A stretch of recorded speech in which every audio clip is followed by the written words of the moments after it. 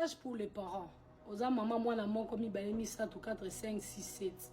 Koza a l'habitude d'organiser la moi na liboso batute. Koza a l'habitude d'organiser la moi na miso batute. Il faut la ba porte. Mutu so akozo accès pour la moi na yo. Et puis tant aux en colère, il faut se maîtriser devant les gens. Bato belé bateka bana bango kaka likola maloba.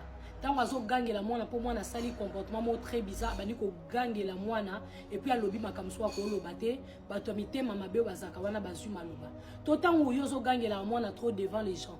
Au comme une habitude, ce moi na sali loko boye. Onga linga botinga na pesa bana nga discipline, obeta kabana liboso bato. Ko benga na bana ko sala babilo mo makasi devant les gens. Bato wana pe ba omesa nango. Ba mo pe mukonso akoma ogangela mwana yo. Akoma pe ko gangela mwana no na bandenge mo boye. Oh esengi te ke ya gangela. Ma chérie, une grande dame. Cause a l'habitude de gagner bana devant les gens.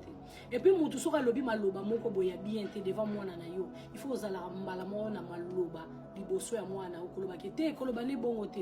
Oui, koloba bongo te parce que ba malobe tikalaka. Ba malobe gangaka. Il faut oyeba que spiritualité zalaka. Ba malobe tikala likolo e ganga. Mutu muso akoza alobi na mwana no to gange mwana na ndenga mabete. Mais kaka ndenge balobaka ke le diable rampe tout autour de ceux qui craignent Dieu. Le diable rampe à tambola ka batamite mabe tambula mutu so azuka maloba akoti akiosa mwana mabe webi pesa mabe e utite ma sœur kozaka l'habitude de gagner la mwana te devant les gens sola na ndenga bien sola calme les bat ba okende tant bat ba ozala te donc ozo accès au lobela mwana yo ko fungula pa porte kozala mutu o ta fungula pa porte na bana yeba pe ko protéger bana yeba pe ko bomba ka salita bana na yo salita bana yo bat nyoso bana poso yeba te oui il faut ko bomba parce que baza ba ya yo baza bana il faut te protéger nzamba pesi biso bana pamba te il faut yeba ko va na bana protéger ma babana mwana ko selo mo bezaki ya mabe c'est vrai aussi liki mais après il faut se calmer yeba malobanyo oloba et puis tant botika bilomba le ndoko so na mwana ko gangela ndenge